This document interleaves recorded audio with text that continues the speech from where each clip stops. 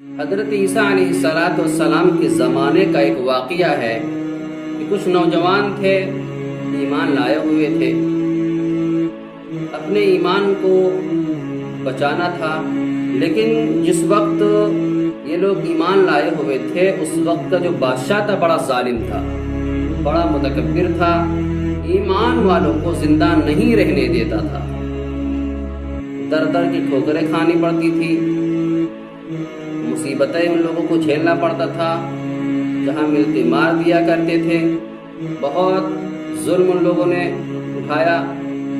تو ایمان، وہ کچھ نوجوان تھے جو ایمان لے کے آئے ہوئے تھے، تو ان لوگوں نے سوچا کہ بھائی ایمان کو کیسے بچایا جائے۔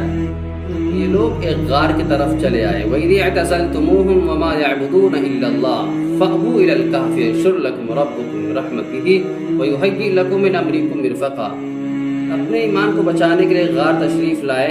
جب وہاں پر پہنچے تو اللہ تبارک و تعالیٰ سے التجا کیا کہ ام حسبت ان اصحاب الکہف والرقیم کانوا من آیاتنا عجبا اذ اوى الفتیة الى الکہف فقالوا ربنا آتنا من لدنک رحمہ۔ ان نوجوانوں نے کہا ہے ہمارے پروردگار اپنی جانب سے ہمیں رحمت عطا فرما دیجئے، وَهَيِّئْ لَنَا مِنْ أَمْرِنَا رَشَدًا، اور ہمارے لیے ہمارے حکم میں بہترین بندوبست فرما دیجئے۔ کہ یہ لوگ تھکے ماندے تھے، تھک گئے تھے، بہت پریشان ہوئے تھے۔ جب غار میں آئے تو اللہ تعالیٰ نے ان لوگوں کو حکم کیا کہ بھائی تم لوگ سو جاؤ۔ فَضَرَبْنَا عَلَىٰ آذَانِهِمْ فِي الْكَهْفِ سِنِينَ عَدَدًا۔ یہ لوگ تھکے تھے، لیٹ گئے۔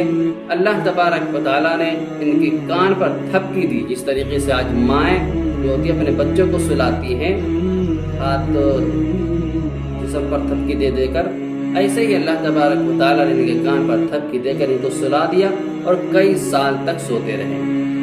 دوسری آیت سے بات ثابت ہوتی ہے کہ وَلَبِثُوا فِي كَهْفِهِمْ 300 سنین وازدادوا تسعا، کہ وہ لوگ 309 سال تک سوتے رہے۔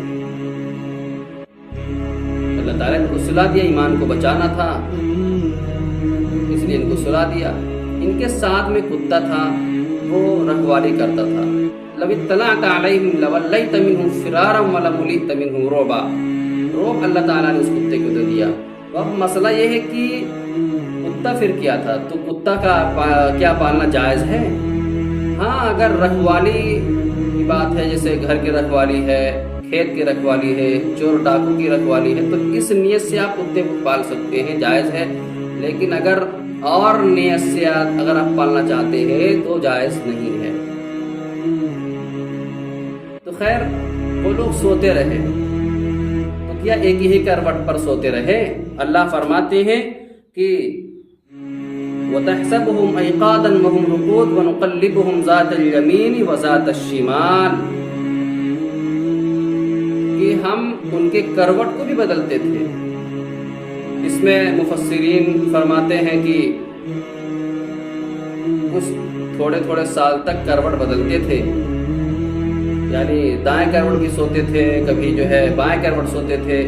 اب اس میں مختلف قسمیں ہیں، علماء کا قول ہے، بعض لوگ کہتے ہیں کہ اللہ تبارک و تعالیٰ ان کے کروٹ کو بدلتے تھے، بعض کہتے ہیں کہ فرشتے کروٹ بدلتے تھے، بعض لوگوں کا کہنا ہے کہ انسان جب سوتا ہے تو خود جو ہے اپنے کروٹ کو بدل لیتا ہے۔ لیکن اگر دیکھا جائے تو جیسا کہ حضور صلی اللہ علیہ وسلم نے فرمایا کہ ایک پتا بھی اللہ کی اجازت کے بغیر نہیں گر سکتا، تو پتہ یہ چلا کہ اللہ تبارک و تعالیٰ ہی ان کے کروٹ کو بدلتے تھے۔ اس کے بعد پھر اور ذکر ہے کہ وَتَرَى الشَّمْسَ إِذَا طَلَعَت تَزَاوَرُ عَنْ كَهْفِهِمْ ذَاتَ الْيَمِينِ وَإِذَا غَرَبَت تَقْرِضُهُمْ ذَاتَ الشِّمَالِ وَهُمْ فِي فَجْوَةٍ مِّنْهُ۔ اتنی سال تک سوتے رہے تو کیا سڑے گلے نہیں؟ اللہ تعالیٰ نے ان کی حفاظت کی۔ جب سورج نکلتا تھا تو سورج اس غار کے کنارے سے کترا کر نکل جاتا تھا، اور جب جو ہے غروب ہوتا تھا تو بھی غار کے کنارے سے کترا کر نکل جاتا تھا۔ سورج اپنی کرن، اپنی تفش اس کے اندر نہیں جانے دیتا تھا۔ یہ ہے ان کی فضیلت، سورہ کہف کی فضیلت۔ اصل میں کہف کے جو معنی ہوتے ہیں غار کے معنی میں ہوتے ہیں۔ غار کے معنی میں آتا ہے۔ اس کے بعد یہ لوگ سوتے رہے، بڑے زمانے کے بعد پھر ان کو اٹھایا گیا، اور اٹھانے کے بعد پھر سوچا کہ جو ہے کچھ سامان منگائے کھانے پینے کے لیے، تو ایک آدمی کو بھیجا کہ جا کے بھائی کچھ لے آؤ۔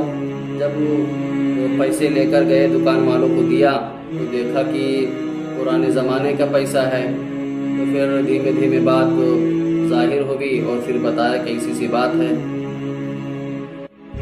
اس واقعے سے اللہ تبارک و تعالی یہ بتانا چاہتے ہیں کہ اے میرے بندو، جان لو کہ میں ہی رب ہوں، میں ہی رزاق ہوں، میں ہی فتاح ہوں، میں ہر چیز پر قادر ہوں۔ کہ دیکھو 309 سال تک میں نے ان کو سلایا، اور اس کے بعد پھر ان کو زندہ کیا۔ تو ہم وہ رب ہیں، ہم ہر چیز پر قادر ہیں، ہم چاہے زندہ رکھیں، چاہے موت دیں، چاہے جنت دیں، چاہے دوزخ دیں۔ میرے عزیز دوستو، سمجھنے کی بات ہے کہ وہ تو نوجوان تھے، وہ چند نوجوان تھے، اپنی ایمان کو بچانے کے لیے آئے ہوئے تھے۔ آج کل کے نوجوان کو آپ دیکھ لیجئے، آج کل کے نوجوان تو اپنی جو ہے جوانی میں مست رہتے ہیں، اللہ کے دربار کو کبھی دیکھتے نہیں ہیں، رسول اللہ کی بات سننے کے لیے ان کے پاس ٹائم نہیں ہوا کرتا، قرآن کی بات سننے کے لیے ٹائم نہیں، رسول اللہ کی بات سمجھنے کے لیے ان کے پاس ٹائم نہیں، ہر کام کو کرنے کے لیے ان کے پاس ٹائم ہے، لیکن اللہ اس کے رسول کی بات کو سمجھنے کے لیے، کرنے کے لیے ان کے پاس ٹائم نہیں ہوا کرتا۔ تو میرے عزیز دوستو، سمجھنے کی بات ہے کہ وہ نوجوان تھے، اپنے ایمان کو بچانے کے لیے غار تشریف لے گئے، اور اتنے سال تک سوتے رہے، پھر اللہ نے ان کو اسی وقت مار بھی دیا تھا۔